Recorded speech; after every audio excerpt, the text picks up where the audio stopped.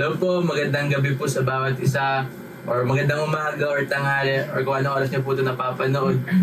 Yan, kami po ang Radinia. So kami po ang yung mga kasama ngayong oras para po makinig at mag-share ng family altar or cell altar namin. So in-invite namin kayo, makikita nyo kung paano po kami mag-family altar or cell altar. Okay. So sa ano rin po, bago po kami magsimula, simulan po natin ito lahat sa pagpupuri sa ating Panginoon. Yan. So bro, pwede na bro.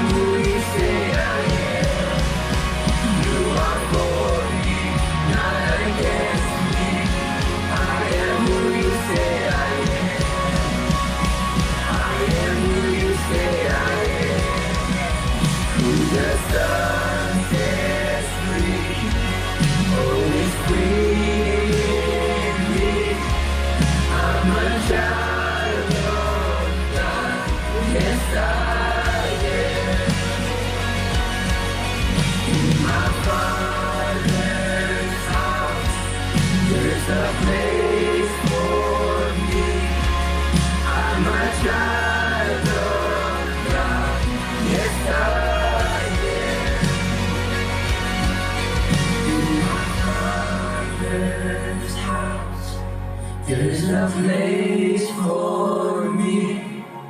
I'm a child of God. Yes, I am. Tayo manalangin. Heavenly Father, we come to you ngayong oras na to. Na-acknowledge po muli namin yung presensya niyo sa oras na to, Panginoon. Sabi niyo po sa iyong salita, 2 to 3 gather in your name, Lord. Nasa gitna ka po nila, Lord. We acknowledge your Holy Spirit sa oras na to. And Lord, we ask for your guidance, Lord. We ask for your revelation. We ask for your wisdom, Panginoon God, sa aming pag-aaral ng iyong salita, sa aming pagkakamustahan. Dalangin namin, Lord, sa oras na to, gamitin niyo po ito oras to, Lord God, to empower us, Panginoon God, to strengthen us, Panginoon. Kami po magpalakasan, Panginoon God. Kami po, Lord God, ay magtulungan, Panginoon, magbigay ng inspiration sa bawat isa, Panginoon. At ayaw niyo rin po, Lord, ang iyong salita na pag-uusapan namin, pag-aaralan namin sa oras ito, Panginoon, ay magbigay sa amin, Lord, ng revelation. Yes. At ito'y, Lord, mag-grow at, Lord, mag-multiply sa mga puso namin, Lord. Maraming salamat, Lord. Bless us, Lord. In Jesus' name we pray. Amen. Amen. Okay, bro.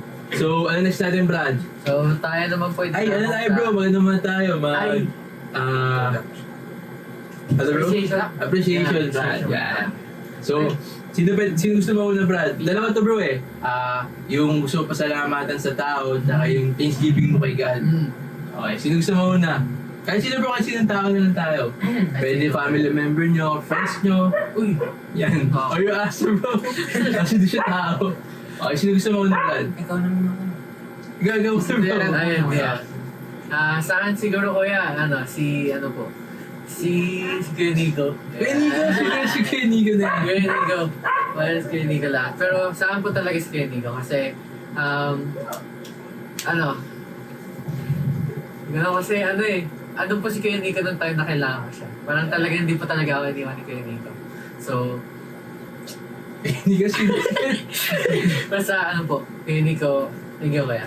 So, ayun po.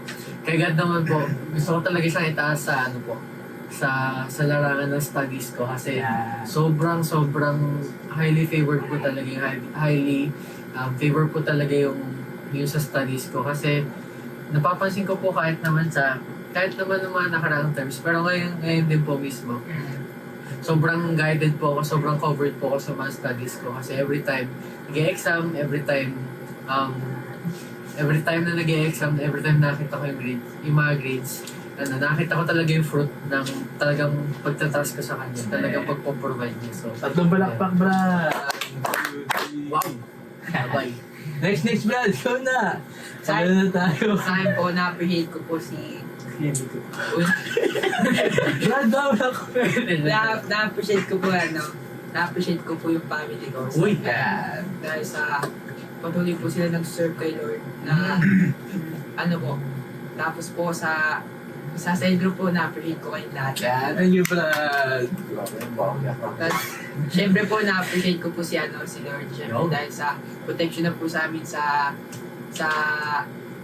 buhay po namin sa family tapos sa amin na po sa cell group tapos sa Joy of Faith family. Wow! Shout out, Joy. Shout out, Joy of Faith! Parang Next, Brad. Next.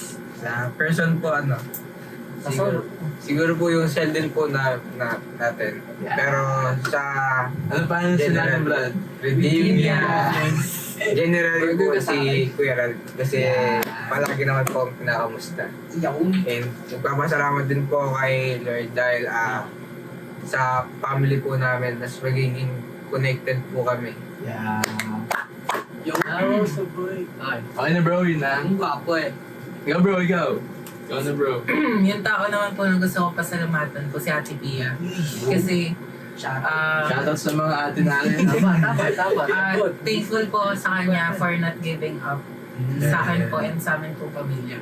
Tapos, also, nagpapasalamat po ako sa sal po natin. Uy. Especially po kay Kuya Rap at saka kay Kuya Nico po. Kasi, sa mga efforts niyo po sa amin. Yan. Tapos, thankful po ako kay Lord kasi ginaguide niya po ako sa araw-araw ko po ngayon. So, ayun po.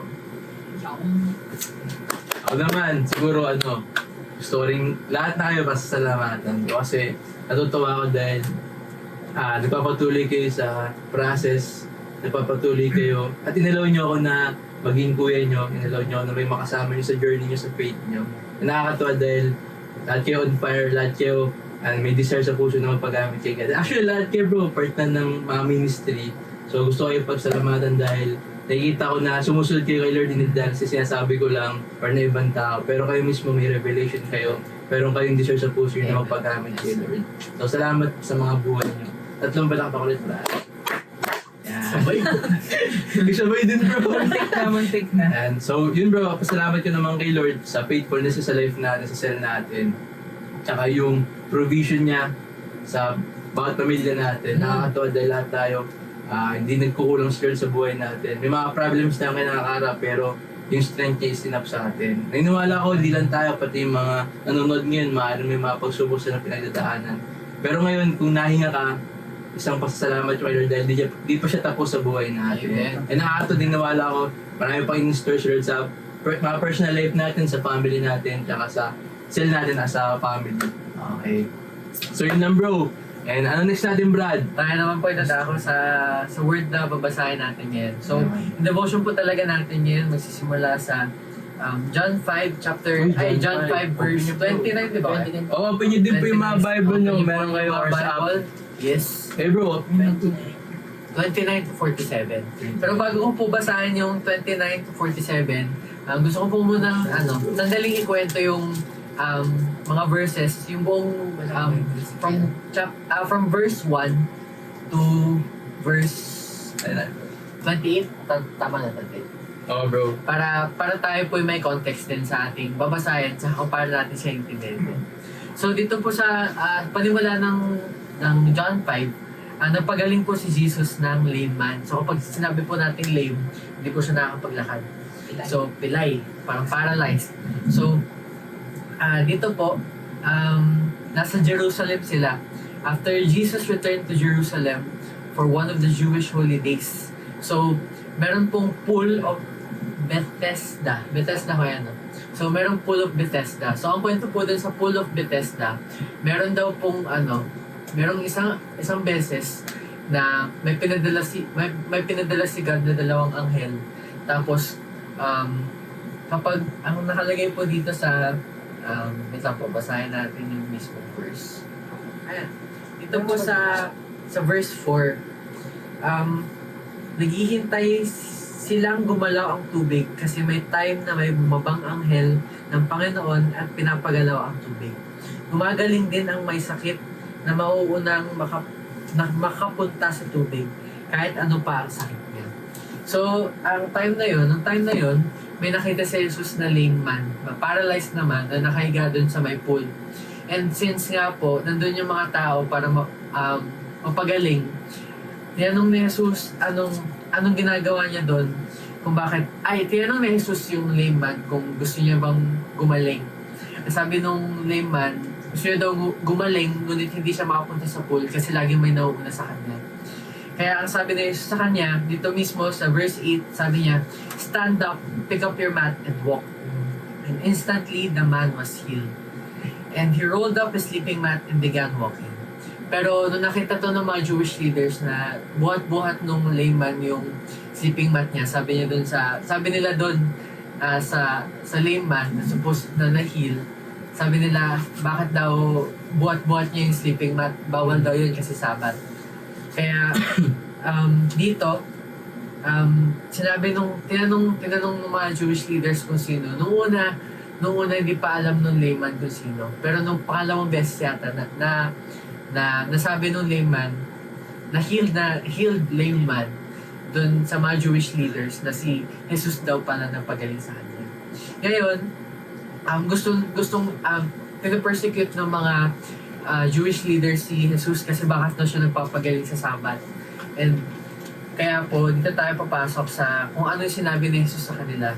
Mula dito sa verse 29 to 47. So, he said, in verse 29, simulan ko na po sa verse 28.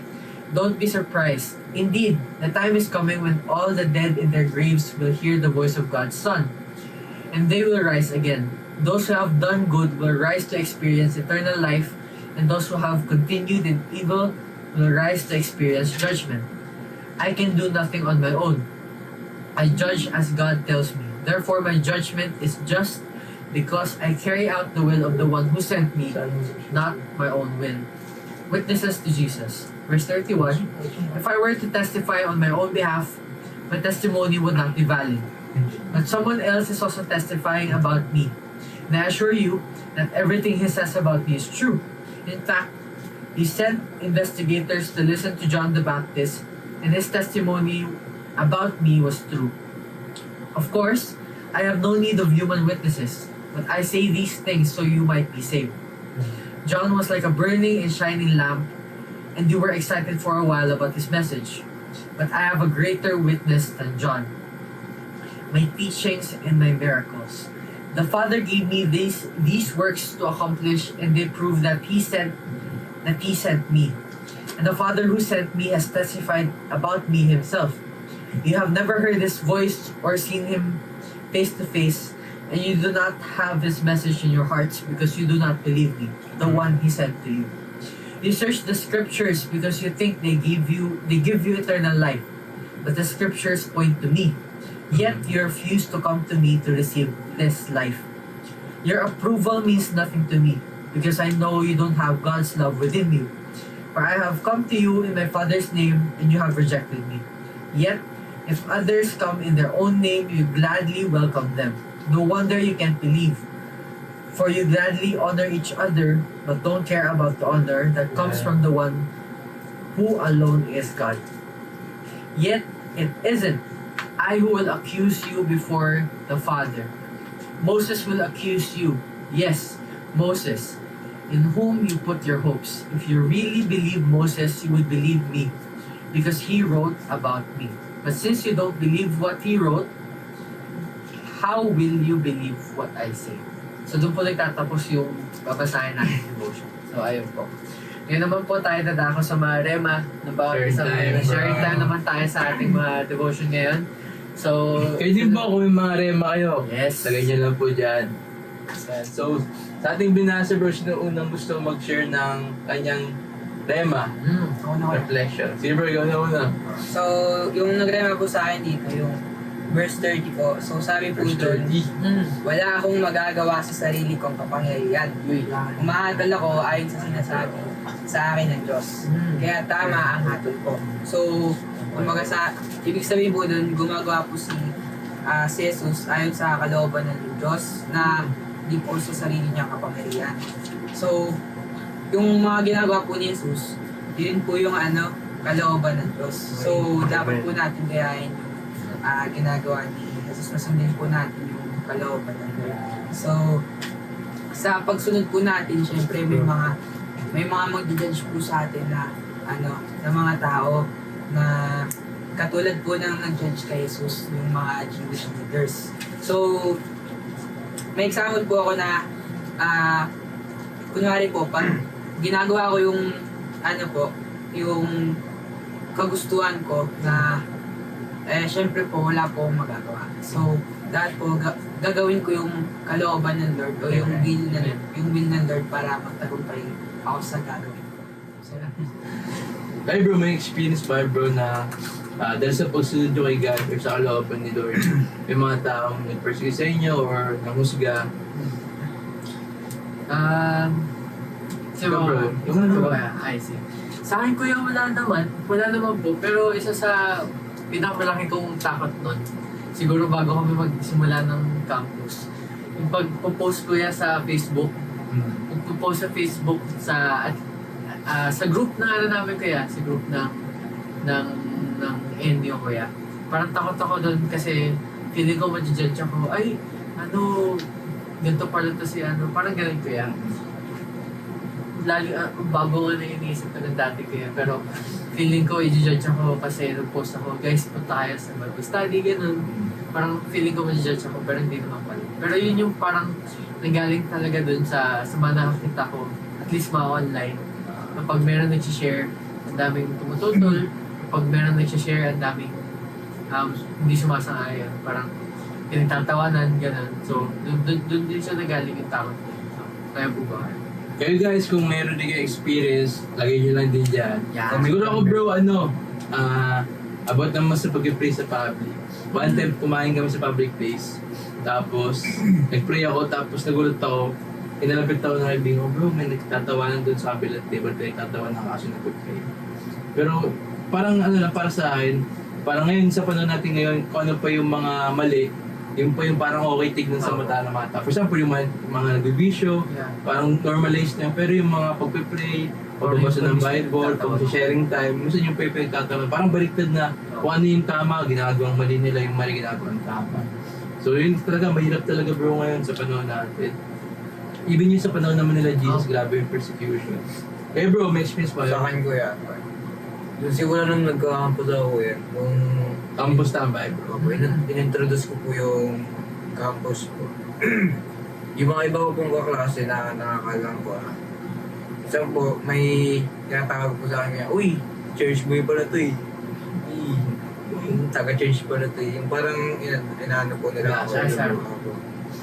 Yung parang, yung describe po nila ako na taga-church lang po. Parang hindi pa ako nabibilang po sa group nila.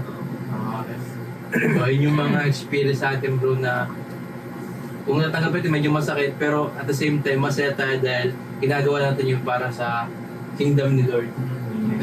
Go bro, may gusto kayo share? Wala naman. Wala naman. Ayun. Sige na bro, ikaw na bro. Ano po, sige po. Sa ano naman po, sa rema ko naman po, ang verse 31 at 32 po yung akin. So, ang sabi po dito, if I were to testify my own behalf, my testimony would not be valid. But someone else is also testifying about me, and I assure you that everything he says about me is true. So, yung tinutukoy po dito ni Jesus, parang sa persecution po kasi ng Jewish leaders, parang nakita niya na bilang hipokrito sila. Kasi nung si John ang nag-share sa kanila, nung si John yung nag-share sa kanila about sa scriptures, pininiwalaan nila. Ito ko lang naman kay Jesus yung scriptures. So ngayong sinasabi niya na, eto na ako, eto na, si Jesus na to. Ngayong andito na ako, ba't di niya ako pininiwalaan? Ngayon, di ba, sabi pa po ni Jesus dito, kapag siya lang nagsasabi para sa sarili niya na, parang siya lang nagkiklaim na siya yung Son of God, or siya lang nagsasabi at wala ng iba. Parang mayroon na po paniwalaan. Pero sobrang dami po nag-testify, lalo-lalo na si John. Grabe po yung testimony niya about kay Jesus, yung mga sinishare niyang scriptures about Jesus. Kaya ang dami pong na-save through kay John. And na-realize ko lang din po dun yung importance ng pagiging testimony.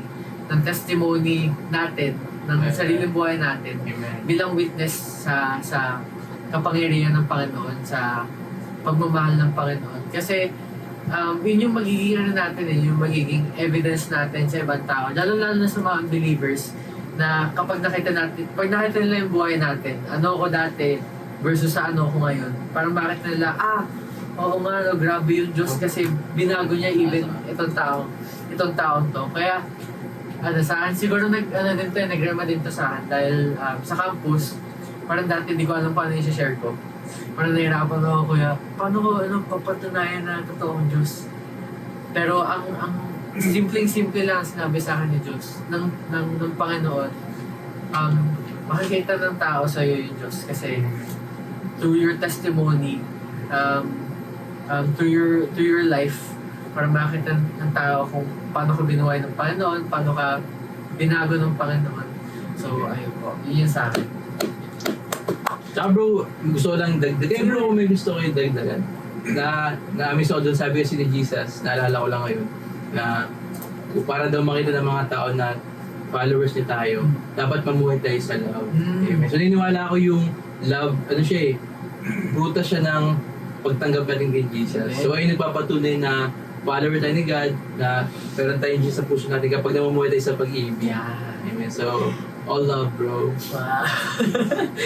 Okay, bro, may sumali dagdag sa sinabi Sa akin, niya. kuya, Ganda yung bro, ganda Dagdag ko lang, kuya, meron akong isang devotion last week, kuya. Ang nakalagay doon, yung mga talents na binigay sa akin ng Panginoon, hindi para sa akin, pero para sa God. Amen. And parang I am a living testimony of, I am a living proof of His greatness, of His glory. So, yun yung naging motivation. Next. Yung gusto mag-share. Panaman ko yan. Sige bro. Ano bro? Yung naging rema ko po dun is yung 39 to 40 po. Bale, sabi po dito, you search the scriptures because you think they give you eternal life. But the scriptures point to me. Yet you refuse to come to me to receive this life. So, bale po kasi, yung mga Jewish leaders po, alam nila yung scriptures, pero na-miss out po nila yung katotohanan na kay Jesus lang po matatagpuan yung salvation. Kaya po, dapat po, wag po tayong dumepende po sa sarili nating katalinuhan.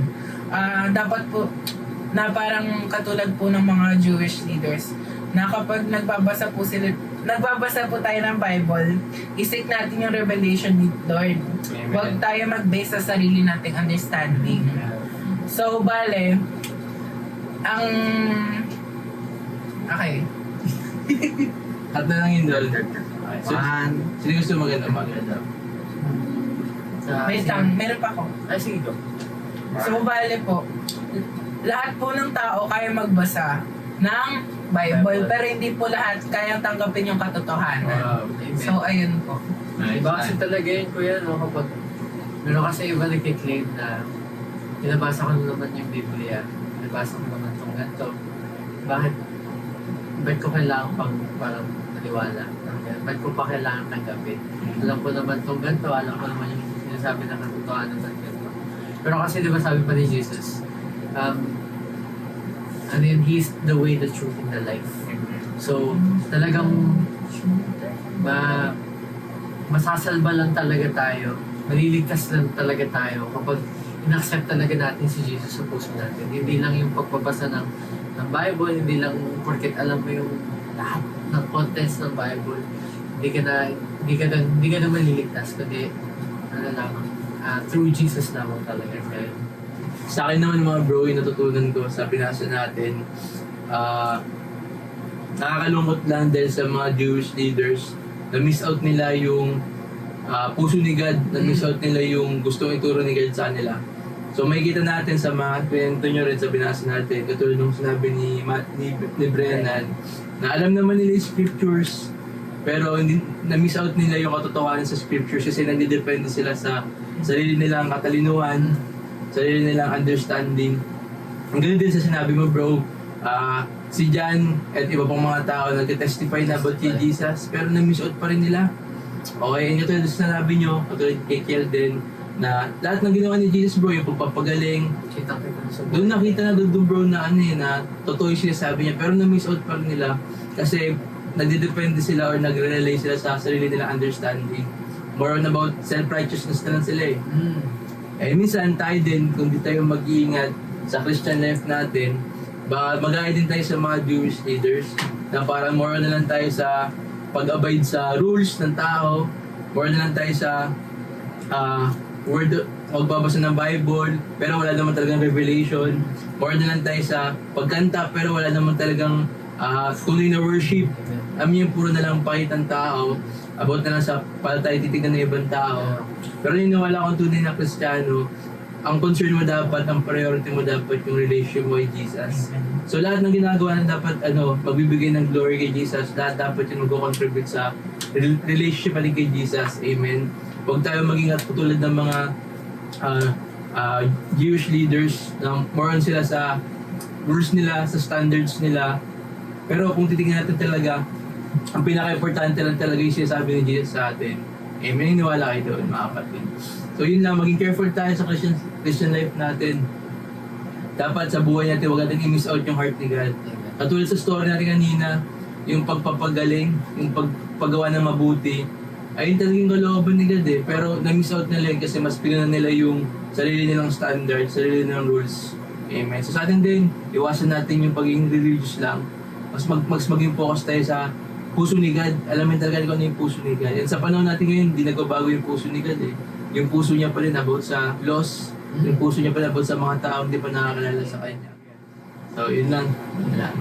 sa akin kaya po, Go bro, may gusto ba siya? yan kaya yung, may napanood kasi ako sa message kuya. Tanong ko kaya. Kapag sinabihan ka ng isang tao, isang random na tao kaya, sinabihan ka, mahal ka ng Diyos, ano sasabihin mo kaya? Speechless siguro. Or Speechless kaya. kung very unbeliever ako. Apo. So, Dito mo kaya, bilang ikaw na bilang believer, parang ma-appreciate ko siya kasi kahit alam ko na yung katotohanan na gano'n, natutuwa ako sa lakas ng loob niya na ma-share yun sa akin. Meron, dun sa napanood ko kasi kuya, kung sabi niya, instead of gano'n ko yan, parang sa'yo na ma-appreciate niya kung paano sinabi. Ano na siya kuya, matagal na siyang Kristiyano. Tapos naisip niya, syempre, alam ko, Kristiyano ako eh. Parang lumaki yung ulo niya kuya kasi nakita niya doon na kuya, matagal na siyang Kristiyano, ang dami niya nang alam sa Bible. Pero parang nakalimutan niya yung fundamental na sinasabi ng Panginoon sa atin. Na parang mahal niya tayo.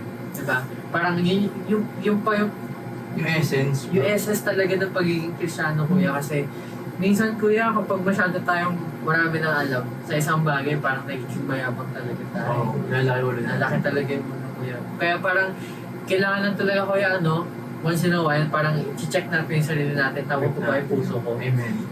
Kapag ba sinasabihan ako ng isang tao, kunwari kuya, sinabihan ako mahal ka ng Diyos, paano ako mag-respond? paano ko truly mag-respond. Hindi lang yung pakitang tao na, check, salamat, ganun. Pero talagang sa puso ko na, salamat. Kasi, remind mo ko na mahal ako ng Diyos.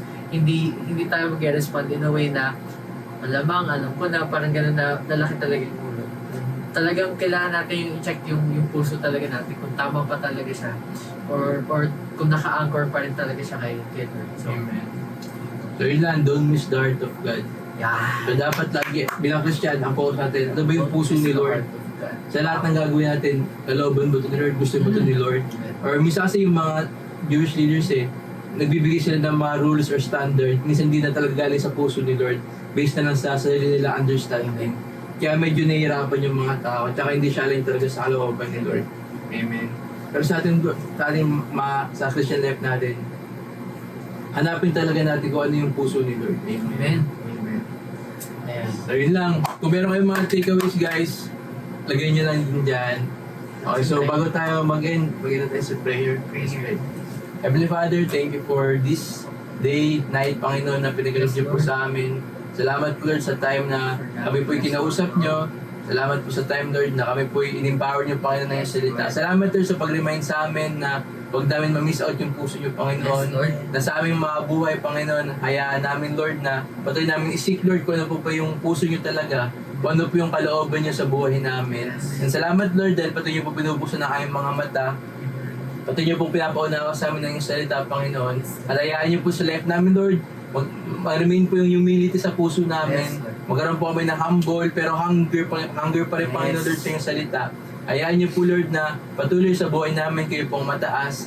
We pray, Lord, na sa bawat tao na nanonood sa oras na to, pagpalain niyo po sila, Panginoon, spirit, soul, and body. Kaya din po ang bawat sa amin na aming pamilya. Pinagkakatiwala po namin sa iyo, Lord, lahat ito sa pangalan ni Jesus. Amen.